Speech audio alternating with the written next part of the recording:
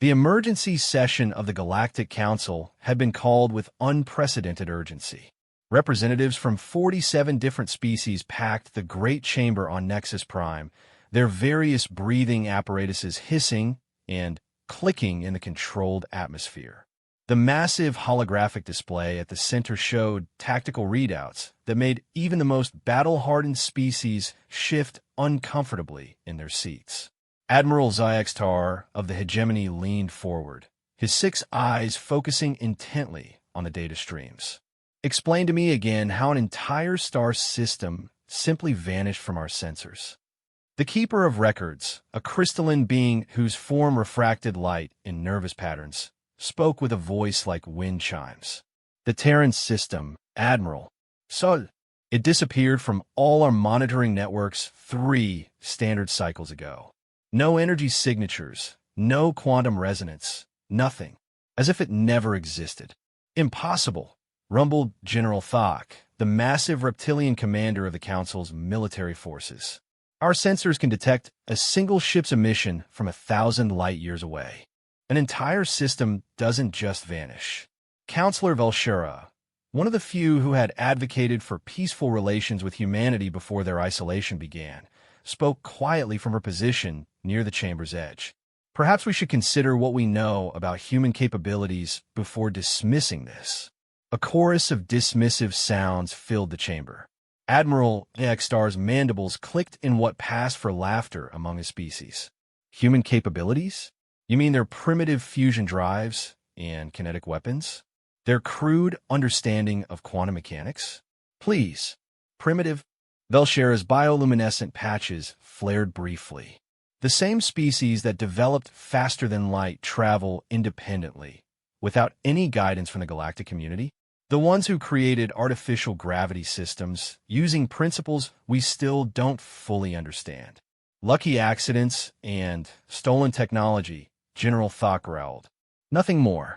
The Keeper's crystalline form chimed softly as new data arrived. I'm receiving reports from our monitoring stations along the former Terran border. All of them have gone silent in the past rotation.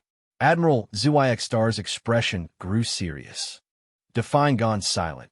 No responses to communication attempts. No automated status updates. No energy signatures. It's as if they simply stopped existing. The chamber fell into an uneasy quiet. The monitoring stations were massive installations, each one housing thousands of personnel and equipped with the most advanced sensor arrays in the galaxy. They didn't just disappear. Counselor Prime, the ancient leader whose species had founded the Galactic Council millennia ago, finally spoke from the elevated platform at the chamber center. Bring up the historical files on humanity's departure from galactic society. The holographic display shifted, showing records from 50 standard cycles ago. Images of human diplomats, their pale, faces calm but determined, filled the air above the assembled representatives. The humans came to us with a simple request. Counselor Prime continued, his voice carrying the weight of centuries. They wanted equal representation on the council. They wanted their voice to count the same as any other member species.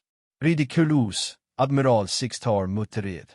A species that had barely left its home system, demanding equal status with civilizations that had been exploring the galaxy for millions of years. And so we told them no. Counselor Prime's voice carried a note of something that might have been regret. We offered them junior membership, limited trading rights, restricted access to certain technologies. We told them it was generous, considering their limited development. The holographic display showed the final meeting. Ambassador Sarah Chun stood before the assembled council, her expression unreadable as the terms were presented. The human delegation had listened in silence as their request for equality was not just denied, but mocked. I remember that day, Velshura said quietly. Ambassador Chun asked for one final statement before their delegation departed. The recording played. Ambassador Chun stepped forward, her voice clear and steady despite the dismissive chittering and rumbling from the assembled aliens around her. Members of the Galactic Council, you have made your position clear. You see humanity as children, unworthy of sitting at the same table as our elders. You offer us scraps and call it generosity. You demand we accept our place as junior partners in a galaxy you believe belongs to you. The human ambassador paused, looking directly at each section of the chamber in turn. Very well. We accept your judgment. Humanity will withdraw from all galactic affairs. We will remove ourselves from your consideration entirely. But understand this. When you next have need of us, when your ancient wisdom and superior technology prove insufficient, when your carefully ordered galaxy begins to crumble, remember that you chose this isolation. Remember that you decided we had nothing to offer. The recording ended, leaving the chamber in silence. Admiral ZYXTAR shifted uncomfortably. Empty threats from a disappointed species. We've done perfectly well without them. Have we? The Keeper's voice carried an unusual tension. I'm looking at the data from the past 50 cycles. Pirate activity up 300% in sectors where human patrol ships used to operate. Trade route efficiency down significantly along corridors they once secured. And the Void Hunters, every being in the chamber went still at the mention of that name. The Void Hunters were an ancient terror, a nomadic species that consumed entire civilizations, leaving nothing but empty space in their wake. For centuries, they had been contained to the galaxy's outer rim, held back by constant vigilance and overwhelming force. What about the Void Hunters? Counselor Prime's voice was carefully controlled. They've been probing deeper into Council space over the past 10 cycles, testing our defenses. Each incursion grows bolder. Our analysts believe they're preparing for a major offensive. General Thok stood, his massive frame towering over the assembly. Our fleets are more than capable of handling any threat the Void Hunters might present. We have the most advanced weapons in the galaxy, the finest tactical minds, the strength of 47 united worlds. Do we? Velshera's question cut through his bravado. When was the last time any of our species faced a real war? A fight for survival? We've grown comfortable, complacent. Our weapons are advanced, but untested in true combat. Our fleets are impressive, but have only faced pirates and minor disputes. The chamber erupted in angry protests, but Velshera continued. The humans, in their brief time among us, ended 3 separate conflicts through methods our strategists still don't understand. They turned desperate defensive actions into decisive victories. They found solutions where we saw only problems. Barbaric solutions, Admiral Sixtar Snuppet. Crude tactics born of their violent nature. Effective solutions, Velshera corrected, born of necessity and innovation. While we debated proper procedures and followed established protocols, they adapted and overcame. A new alarm began, sounding throughout the chamber. The Keeper's form blazed with urgent light patterns. Counselors, I'm receiving priority transmissions from the hegemony border worlds. Put it through, Counselor Prime commanded. The holographic display shifted to show a frantic hegemony officer, his uniform torn and his eyes wide with terror.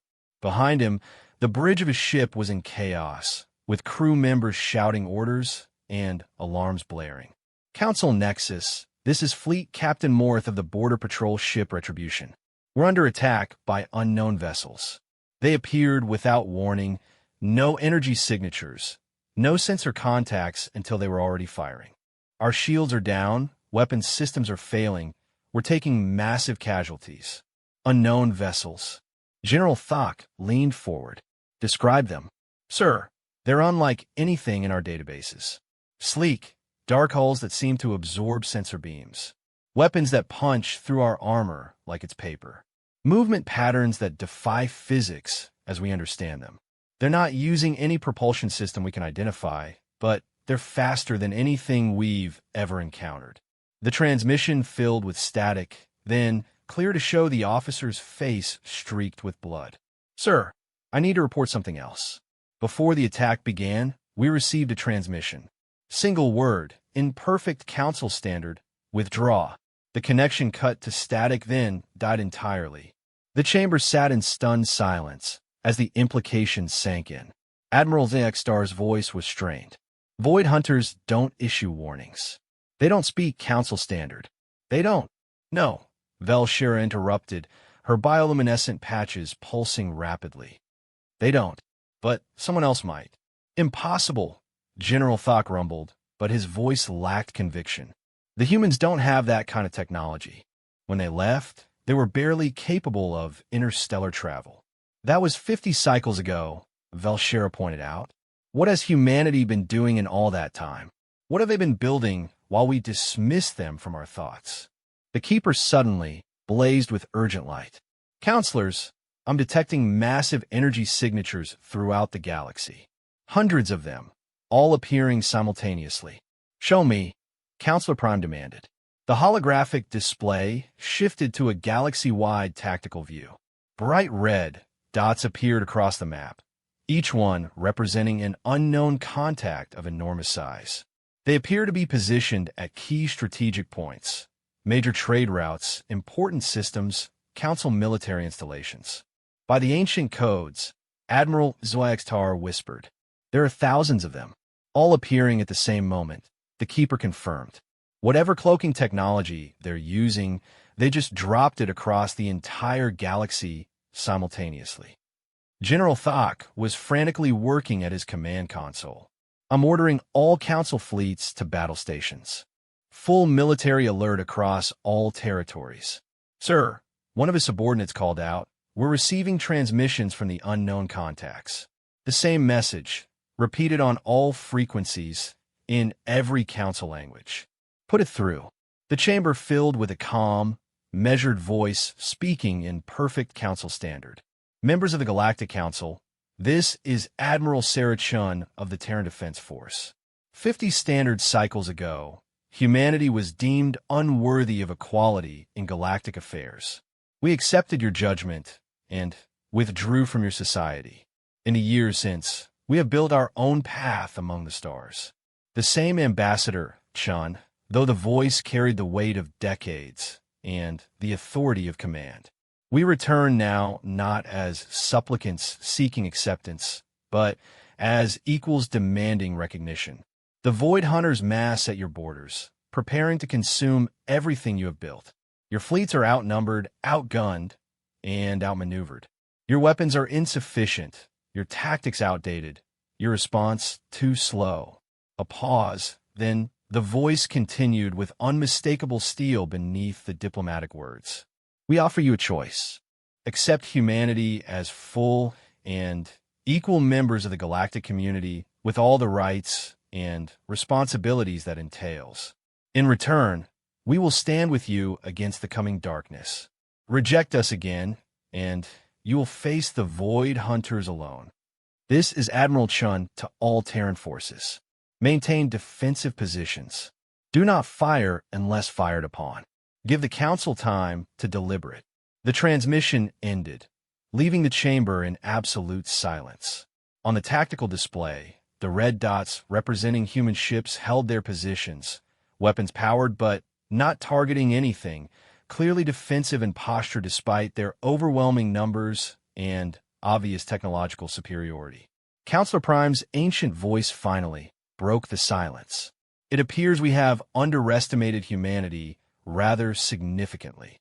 Admiral Zeakstar stared at the display where a single human vessel was positioned near his flagship. According to the sensors, it was half the size of his massive dreadnought, but energy readings suggested it could vaporize his entire fleet without apparent effort. How is this possible? How did they advance so far so quickly? Velshira's response was quiet but carried to every corner of the chamber. Perhaps we should ask ourselves a different question. Not how they advanced so quickly, but what they might have achieved if we had welcomed them as equals from the beginning. The great chamber fell silent once more as 47 different species contemplated the same uncomfortable truth. They had turned their backs on humanity, certain in their superiority, and humanity had used that dismissal to become something none of them had imagined possible. Outside, in the depths of space around Nexus Prime, sleek human vessels held their positions with patient, disciplined precision. waiting for an answer to an ultimatum 50 years in the making. The emergency session continued for 6 grueling hours as reports flooded in from across the galaxy. Every major council installation now found itself under the watchful presence of human vessels that had appeared as if from nowhere. The ships made no aggressive moves, but their mere existence was a demonstration of technological superiority that left even the most arrogant council members shaken. General Thok stood before a massive tactical display, his reptilian features twisted in confusion and growing fear. This makes no sense. Our deep space monitoring networks should have detected any force this size moving through galactic space. How did they position thousands of ships without us knowing? Commander Rixtal of the Science Division, a spindly insectoid being with compound eyes that could process multiple data streams simultaneously, spoke without looking up from his analysis console. General, I've been examining the energy signatures of the human vessels. They're not using any form of propulsion we understand. No fusion plasma, no quantum tunneling, no dimensional folding. Whatever they're using appears to manipulate space-time itself. Impossible, Admiral Sixtar interjected. That level of technology would require an understanding of physics that took our greatest minds millions of years to achieve. Yet there they are. Commander Rixtal replied flatly. I'm also detecting something else. The hulls of their ships appear to be constructed from materials that shouldn't exist according to our current understanding of matter. They're somehow incorporating dark matter into their physical structure, creating a form of armor that our weapons couldn't even begin to penetrate. Counselor Prime had remained silent throughout most of the debate, but now his ancient voice filled the chamber once again. Bring up the historical records on human innovation. Not their military history or diplomatic relations. Their scientific achievements.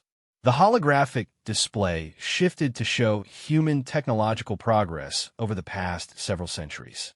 The assembled council members watched in growing unease as the timeline revealed breakthrough after breakthrough, each one achieved in impossibly short time frames.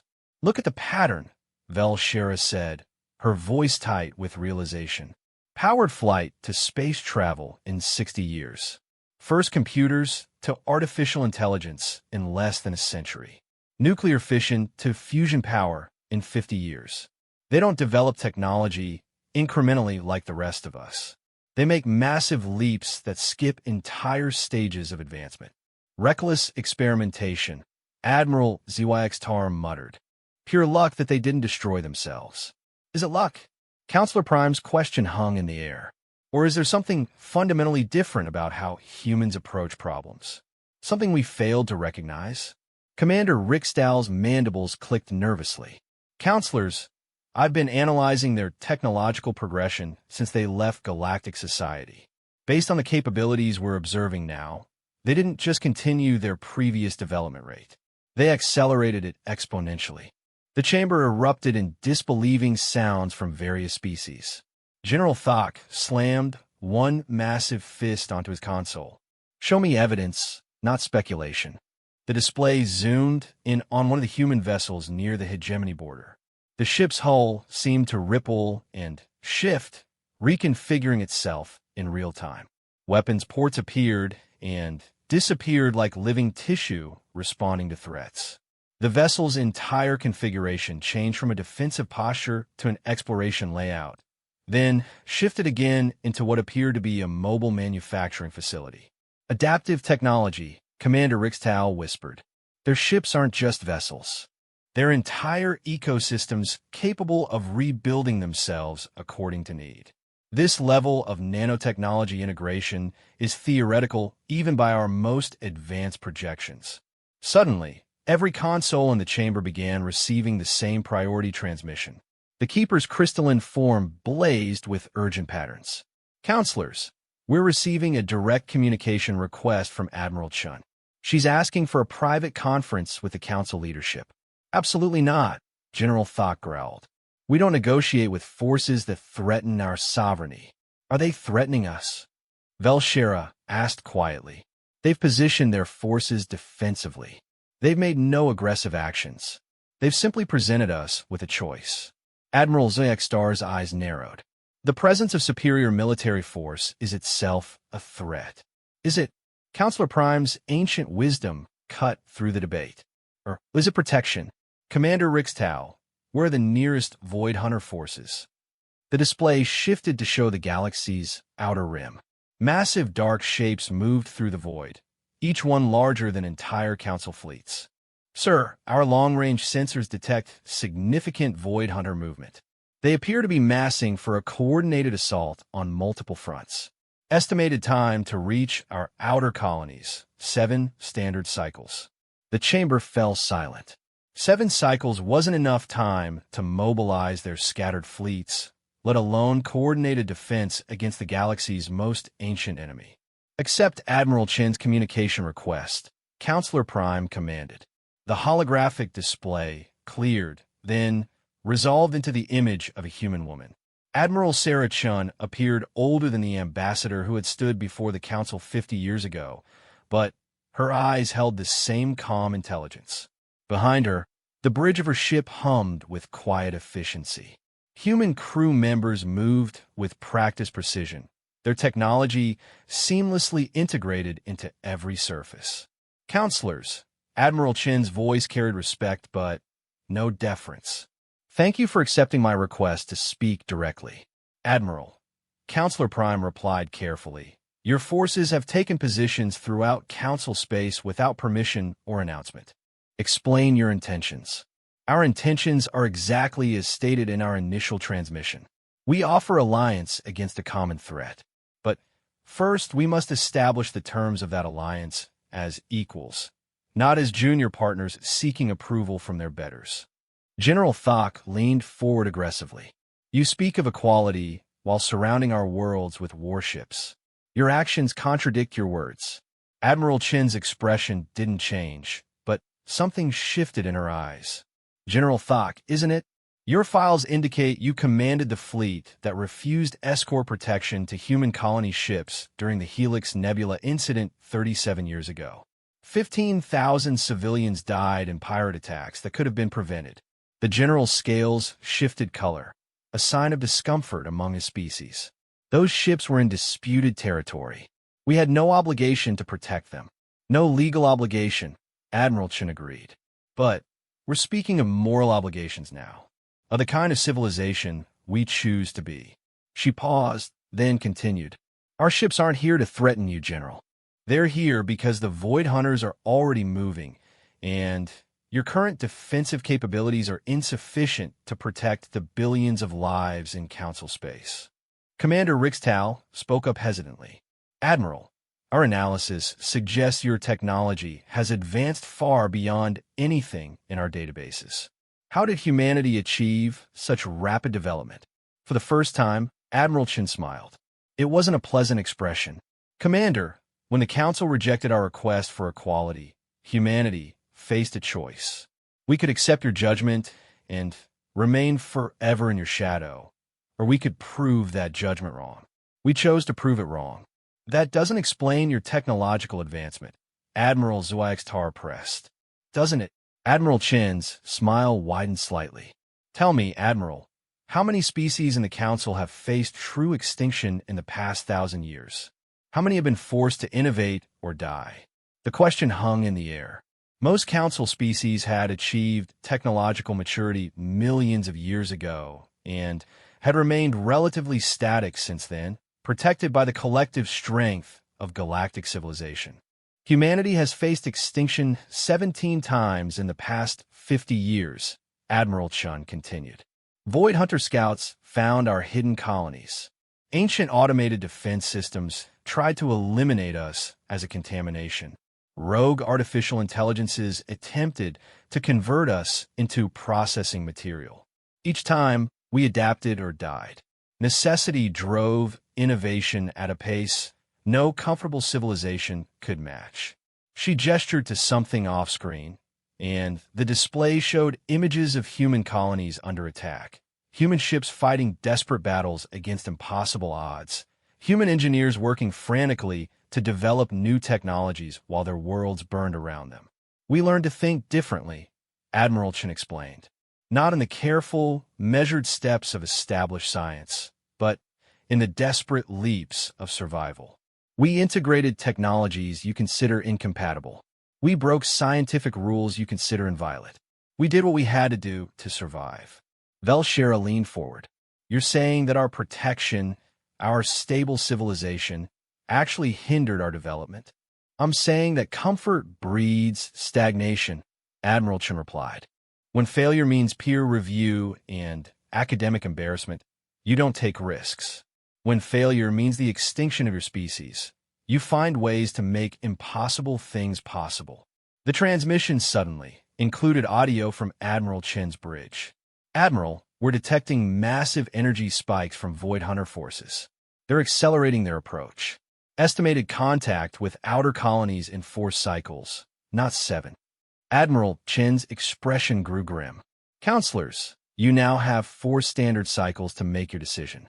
Accept humanity as full equals and gain our alliance, or reject us and face the Void Hunters alone with insufficient time to prepare adequate defenses. General Thok stood angrily. This is blackmail. No, General, this is reality. The Void Hunters are coming whether we help you or not. The only question is whether we face them together as allies or separately as strangers. Admiral Chen's voice grew cold. Humanity has learned to survive alone if necessary. Can you say the same about the Council?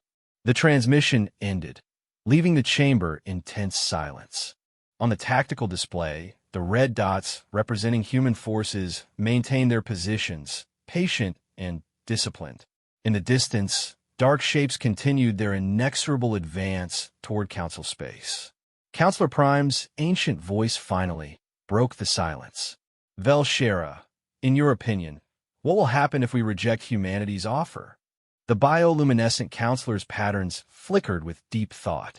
The Void Hunters will break through our outer defenses within 6 cycles. Our core worlds will fall within 12. Galactic civilization as we know it will cease to exist. And if we accept their terms, we acknowledge that our judgment 50 years ago was wrong. We admit that the species we dismissed as inferior has surpassed us in every meaningful way. And we hope they choose to save us anyway. The chamber fell silent once more as 47 different species contemplated the most humbling moment in galactic history. Outside, human ships waited with technological superiority that made the Council's greatest achievements seem primitive by comparison. The vote, when it came, would determine not just the fate of the current crisis, but the future structure of galactic civilization itself. The vote was closer than anyone expected. 24 species voted to accept humanity's terms, 21 voted to reject them, and 2 abstained. The narrow margin reflected decades of pride and prejudice warring against the reality of their desperate situation. Counselor Prime's announcement echoed through the Great Chamber with the weight of history. By majority vote, the Galactic Council accepts humanity's request for full membership and equal standing. Admiral Chun, the Council recognizes the Terran Defense Force as an equal partner in the defense of galactic civilization. Admiral Chen's response came immediately, as if she had been monitoring the proceedings. Counselor Prime, on behalf of humanity, we accept membership in the Council and pledge our assistance against the Void Hunter threat, transmitting tactical data and fleet coordination protocols now. What happened next shattered every preconception the Council held about human capabilities. The tactical displays throughout the chamber suddenly exploded with information as human computers interfaced directly with Council systems. Real-time intelligence flowed in streams that their fastest processors could barely handle. Commander Rickstall's compound eyes went wide as data flooded his screens. Counselors, the humans have been monitoring Void Hunter movements for the past 30 cycles. They know everything about their force composition, movement patterns, technological capabilities, and tactical doctrines. Impossible, General Thok rumbled. The Void Hunters operate in the deep void beyond our sensor range. Not beyond ours. Admiral Chen's voice carried a note of grim satisfaction. While the Council maintained defensive positions along established borders, humanity learned to hunt in the darkness between stars. We've been watching the Void Hunters since they destroyed our first hidden colony. The display shifted to show incredibly detailed intelligence reports. Void Hunters' ship classifications, weapon specifications, command hierarchies, even biological data on the creatures themselves. It was intelligence that would have taken the Council centuries to gather, if they could have gathered it at all. Admiral ZYX Tar stared at the data in stunned silence. You've been preparing for this war for 50 years. We've been preparing for every war for 50 years, Admiral Chin corrected. The Void Hunters are simply the most immediate threat. Our analysis indicates they've been using this time to amass the largest force in their recorded history. They're not planning raids or limited conquests. They intend to consume the entire galaxy.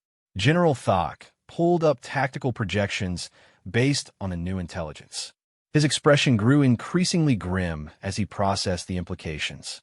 The Void Hunter force is 3 times larger than our worst-case estimates.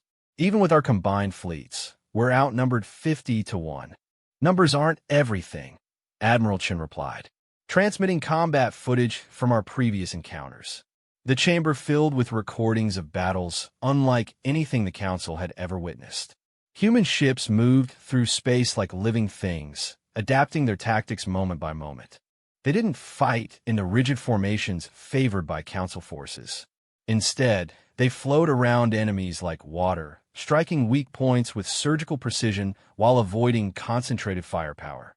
In one recording, a single human destroyer faced 3 Void Hunter cruisers.